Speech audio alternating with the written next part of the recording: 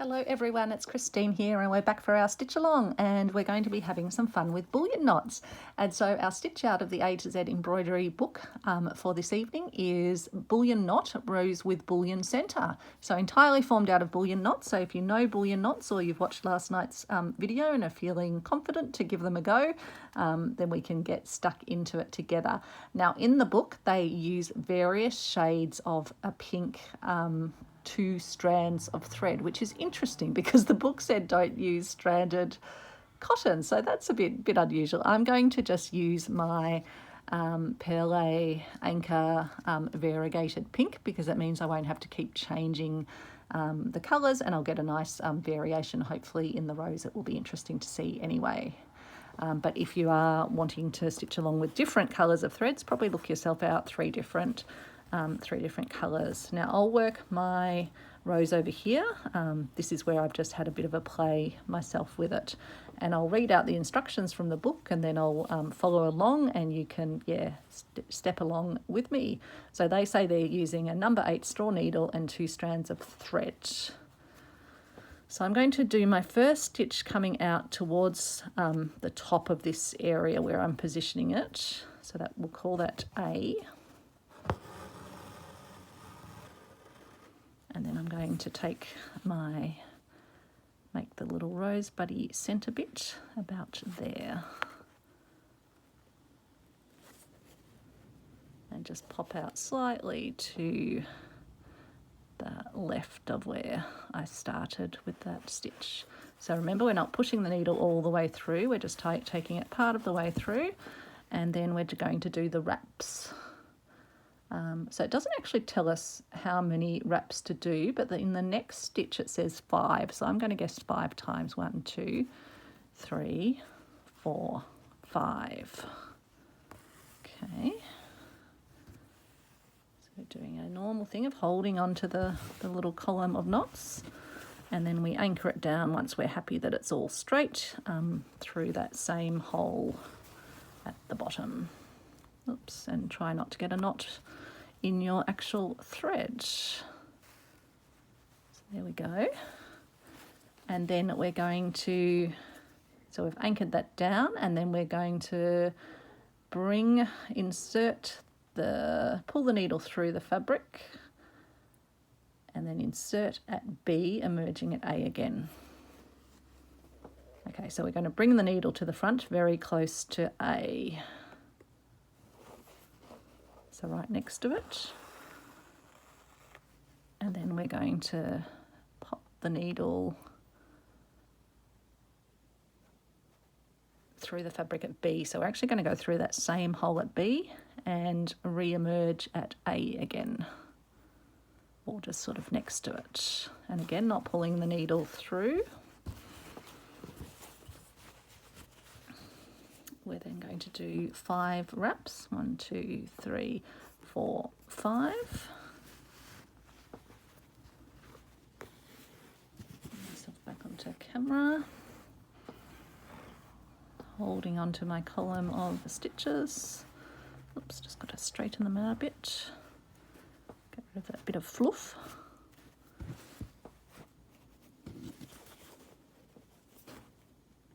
And then that's our little centre bullions of rows, they say in the book. So you should have 2 little ones sitting, laying next to each other snug. So it's nice, one's slightly lighter, one's slightly darker. So that's pretty cool. And so we're now going, this is where they say change to a lighter thread shade. So not the very lightest you've got, but to a lighter thread stage. To work the first petal of the inner round, bring the needle to the front at C. So they're saying C is just over to the left and just slightly below the top of the bullion knot that's there. And then take the needle to the back at D and re-emerge at C. And so D, they're just saying, is just slightly diagonally across from what they're calling C. So just sort of like that. And again, not pulling the needle through. And then 1, 2, 3. They're saying 9 times. 3, 4, 5, 6, 7, 8, 9. Sorry, that was just something falling down off my desk. Probably a button or something.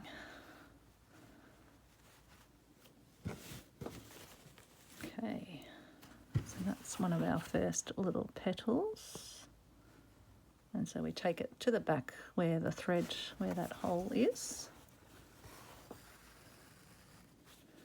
and anchor that down. So that should just be wrapping around your first little circle. And so then we bring the needle to the front at E. So they want us to bring the needle up just so it pops out just slightly above where that little last petal ends, because I guess each of the petals are going to be sort of overlapping each other.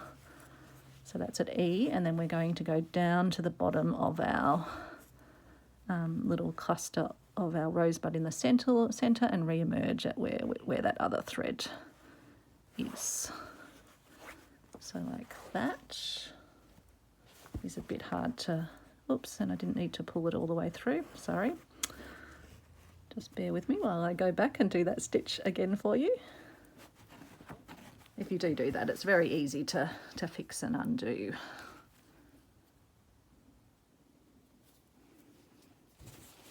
Okay, so we're going to come from just the bottom of that little rosebud cluster in the centre and then pop out where that thread is at the top.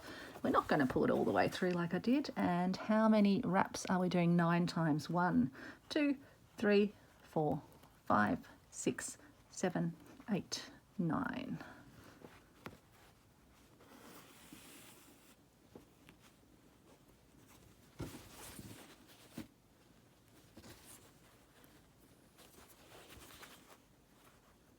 So there we are, and we're going to anchor it again.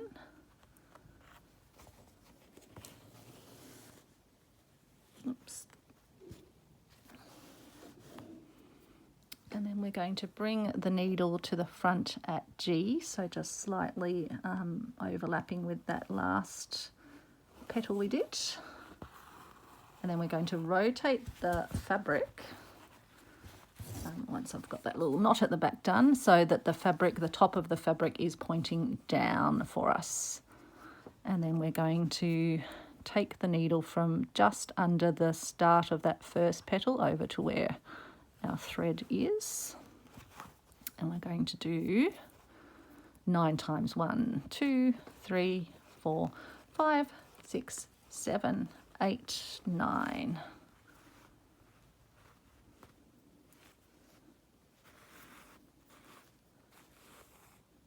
I've got a bit of Travis glitter fur, as we like to call it.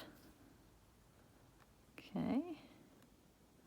And then I'm just going to position that, just slightly overlapping with that existing. So we've now got a nice little snug set of petals around that central core, which is just that light a little bit in the middle. So mine's the reverse rose. Theirs is darker in the very centre, and mine's getting a little bit darker, and then I think it will get lighter again. So that's the inner round completed. Now we're going to turn the fabric so the top is angling down, I guess a bit like that. More like that probably, based on their design. Just looking at where their rose is positioned. No, so if they say so we're there, and then they're saying the top should just be a bit like that. That's probably about right, a bit like that. So we're going to pop out at I, and this is where they say change the thread colour to the lightest stage. So if you are using a different thread colour, you can change now. So we're going to pop out at I, and then we're going to go down and come in from just under here and take our needle back to where we have the thread, like that. And then we're going to do 10 times. 1, 2, 3, 4, 5, 6, 7, 8, 9, 10.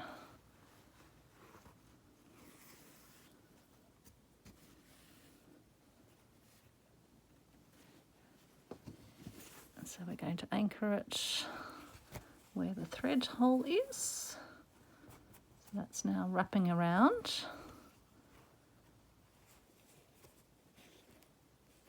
And so completed first petal of the outer round. Now we're going to turn our fabric so the top is pointing over to the right, and we're going to pop out at about K, they say.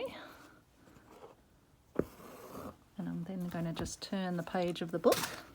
This is a multi-page spread for tonight. And we're going to pop out and under from about down here at L, and bring the needle back up. And we're going to do 10 times. 1, 2, 3, 4, 5, 6, 7, 8, 9, 10.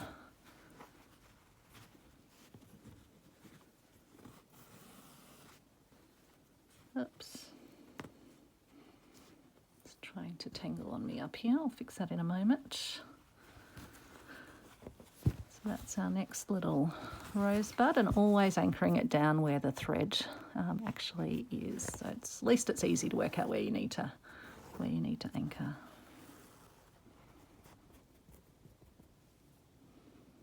Okay. So that's the second petal of the outer round, and then we're going to rotate the fabric. So we're back up to having our fabric pointing up.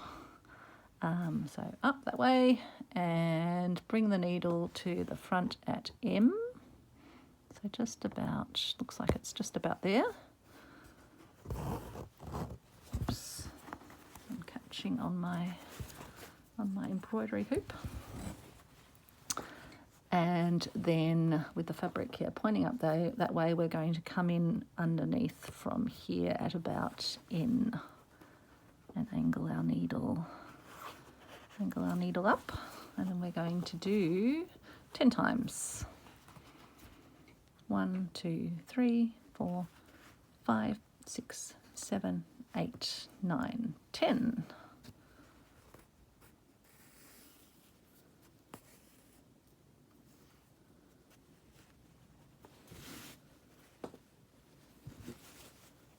Okay, so there we go. We're then going to anchor that one down.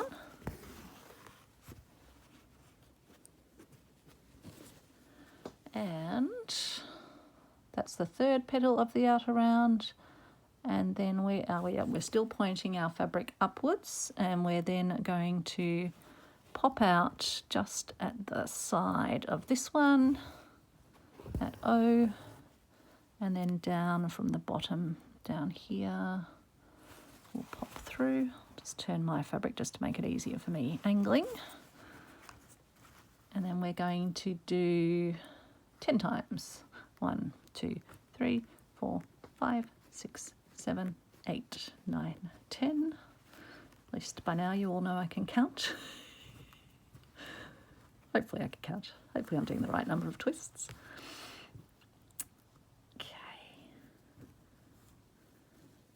Rid of that end that was getting a bit long and getting caught in it,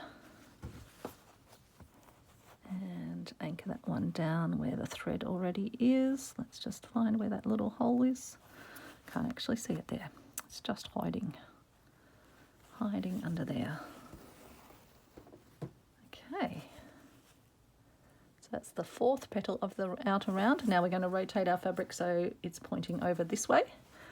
And we're going to pop out at Q, so just towards the end of that last little stitch about there. So it's just that overlapping sort of effect. And then we're going to come through from about R. Okay. And we're going to wrap 10 times. 1, 2, 3, 4, 5, 6, 7, 8, 9, 10. And try not to get a knot. Good-o. And again, just anchoring it down to where the little hole in the fabric, where the thread is. Okay. So that's the fifth petal of the round. So we're leaving our fabric orientated this way, so over that being the top being over here, and then we're going to bring the needle to the front at S, which is just sort of to the side of where that last petal ended. And then we're going to rotate the fabric slightly so it's just pointing down on a slight angle this way, and we're going to take the needle to the back at T, tucked inside the first bullion of this round. So we're just going to tuck this one. I'll just show you where it is. So I'm just putting it just inside that petal that's here. So the first bullion. And then we're going to re-emerge where our thread is. So it's just that little bit of tucking for, I think, this last stitch. And then we're going to do 10 times. 1, 2, 3, 4, 5, 6, 7, 8, 9, 10. Pull it through as we normally do. And we're going to anchor it just inside. Isn't that a bit tricky? So it just comes in and forms that, yeah, that rose effect. How cool. Okay, and so that's the completed 6th petal. You've now completed your rose. Well done, says the book, and well done, say I. So as you can see, my first rose was a bit wonky. I think I was just half experimenting, but I'm pretty pleased with that one. And using the variegated thread gives a lovely effect, like light catching on the rose. Sorry, just bumped the camera. It's just trying to give you the 3-dimensional effect. So it is a bit fiddly with all that rotating around, but I think you could use that same sort of theory and work your way around anyway without having the exact same rotations. So that's today's stitch, and then tomorrow's will be what they're calling the Susan O'Connor rose. So the variation uses 3 shades of pink thread and begins with a bullion loop in the centre. Susan uses 2 strands of silk thread. And so this is a lazy man's rose. I find it easier to stitch a rose using the same number of wraps in every bullion rather than the usual method of increasing the wraps in each succession round of bullion knot petals. So it's very much the same sort of an approach, although it does create a rose that does look a bit different. I'll show you for comparison. So that's the rose we'll end up with tomorrow. So yeah, we'll give it a go. Why not do a few different roses along the top? So I think I can probably then do one over here. So I'll call that one the Christine rose. That's just the regular bullion knot, and then tomorrow we'll have the Susan O'Connor rose. So I hope you enjoyed that. Take care, everyone. I hope you are having a great day or a great evening. Bye.